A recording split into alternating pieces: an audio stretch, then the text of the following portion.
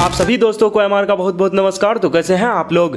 Bihar DElEd entrance exam 2025 के लिए अगर आप लोग तैयारी करना चाहते हैं, उसके लिए प्रिपरेशन करना चाहते हैं, तो ये वीडियो आप लोगों के लिए बहुत इंपॉर्टेंट साबित होगा, क्योंकि इस वीडियो में हम सारे चीज़ क्लियर करने वाले हैं कि डीएलएड क्या है, एलिजिबिलिटी क्या है, एग्जाम पैटर्न, सिलेबस, बुक और फॉर्म अप्लाई डेट 2025 के बाद क्या होगा, क्योंकि डीएलएड बंद होने वाला है। और डीएलएड करे या बीएड करे, और फी स्ट्रक्चर क्या रहता है गवर्नमेंट एंड प्राइवेट कॉलेज में, और फिर क्या एरियर अपॉर्चुनिटी क्या है, उसके बारे में बात करेंगे। मैं अपने बारे में बात करूं, मेरा नाम रेहान है और I am also a first year DElEd student. हम अभी बिहार से फर्स्ट ईयर डीएलएड स्टूडेंट है, डाइट पटना विक्रम, अगर आप लोग कॉलेज जानते हो तो। चलिए, तो इन सारे टॉपिकों पे बात करेंगे और एक एक टॉपिक पे बात करते हैं कि डीएलएड क्या है।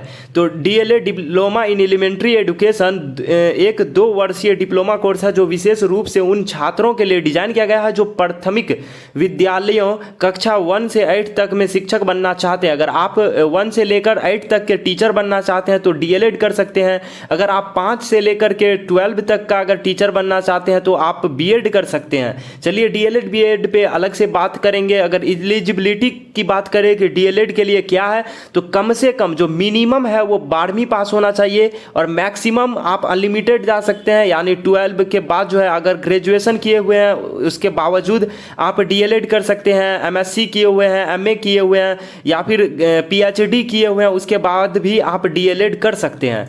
और अगर बात करें कि एग्ज़ाम पैटर्न की, डीएलएड के लिए जो इंट्रेंस एग्ज़ाम होती है, अगर आप गवर्नमेंट में लेना चाहते हैं तो आपको इंट्रेंस एग्ज़ाम देना पड़ेगा, वो एग्ज़ाम ऑनलाइन होती है। और बात करें अगर प्राइवेट के लिए, तो आप प्राइवेट में डायरेक्ट भी ले सकते हो और एग्ज़ाम के थ्रू भी ले सकते हो। एग्ज़ाम के थ्रू लोगे तो ज़्यादा बढ़िया रहेगा, तो एग्ज़ाम जो होगा वो ऑनलाइन ही होगा। अगर सिलेबस की बात करें तो सिलेबस को हम इन डेप्थ में जाके समझने वाले हैं। सबसे पहले बात की जाए कि सिलेबस रहता क्या क्या है, तो 10th लेवल का इंग्लिश, हिंदी या उर्दू दोनों में से एक, science, math, social science, reasoning. और अब बात कर ले कि सिलेबस किस तरह से रहेगा, तो 2024 का है ये, और 25 के लिए भी सेम ही सिलेबस है, बदला नहीं गया है कोई भी चीज़। और अगर बात की जाए कि कितना क्वेश्चन रहता है, तो टोटल नंबर ऑफ क्वेश्चन 120 यानी 120 रहेगा, और मार्क भी 120 रहेगा, यानी एक क्वेश्चन के लिए 1 मार्क, और निगेटिव मार्किंग नहीं होता है। अगर आप एक क्वेश्चन सही करते हैं तो 1 मार्क जोड़ा जाएगा। बाकी अगर बात करें ड्यूरेशन के लिए, यानी कितना समय आप लोगों को दिया जाएगा, तो टाइम की बात करें 150 मिनट रहेगा आप लोगों के पास टोटल क्वेश्चन को बनाने के लिए। 120 क्वेश्चन में 150 मिनट, बहुत ज़्यादा टाइम दिया जा रहा है आप लोगों को।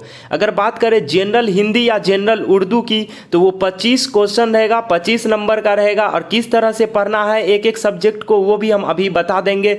और इस वीडियो में आप लोग ये मत पूछिएगा कि सर मैथ किस तरह पढ़े, साइंस किस तरह पढ़े, क्योंकि सारा चीज़ बता देंगे इसी वीडियो में। मैथ की बात करें वो भी 25 नंबर का 25 क्वेश्चन रहता है। साइंस की बात करें 20 नंबर का 20 क्वेश्चन। सोशल स्टडी की बात करें 20 नंबर का 20 क्वेश्चन। जनरल इंग्लिश की बात करें 20 क्वेश्चन 20 नंबर का। लॉजिकल एंड एनालिटिक रीजनिंग की अगर बात करें तो 10 क्वेश्चन 10 नंबर का।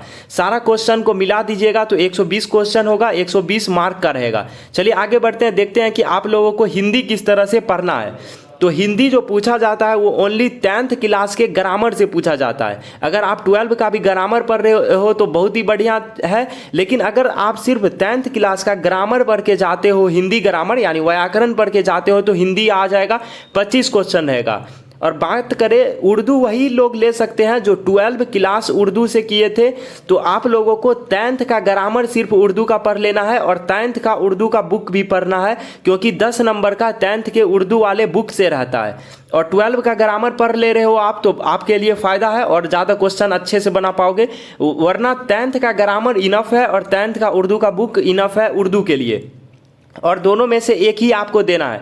और जो हिंदी वाले बच्चे हैं वो एग्ज़ाम जब फॉर्म फिल कर रहे होंगे तो फॉर्म फिल करते टाइम एक बात का बहुत ज़्यादा ध्यान रखिएगा कि आपको लिखा रहेगा कि क्या आप 12 में हिंदी पढ़े थे या फिर उर्दू पढ़े थे। तो उर्दू वाले में आपको टिक नहीं लगाना है अगर आप हिंदी पढ़े थे तो वो चीज़ याद रखिएगा, वरना आपको उर्दू का एग्ज़ाम देना पड़ सकता है उसमें, इंट्रेंस वाले में। तो आप इस चीज़ का ध्यान रखिएगा। अगर मैथ की बात करें तो मैथ 25 नंबर का रहेगा और मैथ सिर्फ और सिर्फ 9th और 10th के मैथ से रहता है, बहुत बेसिक लेवल रहता है।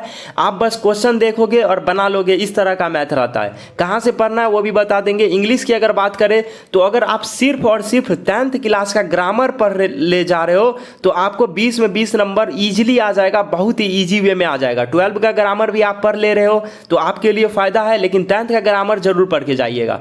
और रीजनिंग जो होगी वो एनालिटिक रीजनिंग वो 10 नंबर का रहेगा और बहुत ही ज़्यादा इजी वे में रहता है। सबसे हल्का जो रहता है रीजनिंग वही यहाँ पे पूछा जाता है।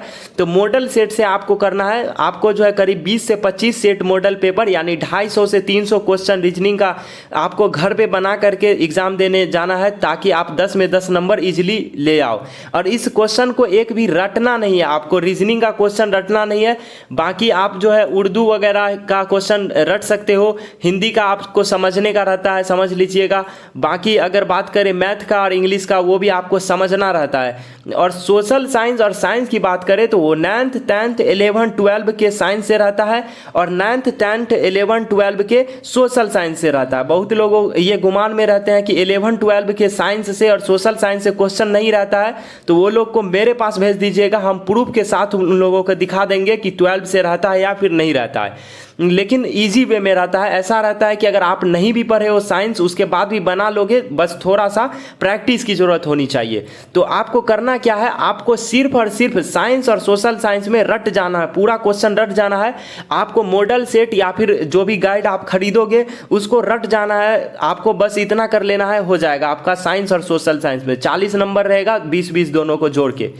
अब बात की जाए कि बुक कौन सा खरीदना है, तो आपको मार्केट जाना है, कोई भी फेमस गाइड यानी जो ज़्यादा महंगा हो, बढ़िया हो, वो गाइड खरीदना है आपको। और हम अपनी गाइड की बात करेंगे अभी। सबसे पहले बात कर ले कि गाइड में क्या क्या होना चाहिए। जो आप गाइड खरीदने जाओ उस गाइड में सारा सिलेबस एक ही गाइड में होना चाहिए और सारे सब्जेक्ट पे जो है डिटेल में जो है बताया गया होना चाहिए कि ये सब्जेक्ट में आपको ये पढ़ना है और सारे टॉपिक पे क्वेश्चन होना चाहिए। प्रैक्टिस के लिए करीब करीब 3000 प्लस क्वेश्चन सिर्फ गाइड में होना चाहिए। अगर आप मॉडल पेपर खरीदते हो तो मॉडल पेपर में 30 set PYQ previous year question होना ही चाहिए। आप दोनों में से कोई एक भी खरीद लोगे तो चलने वाला है।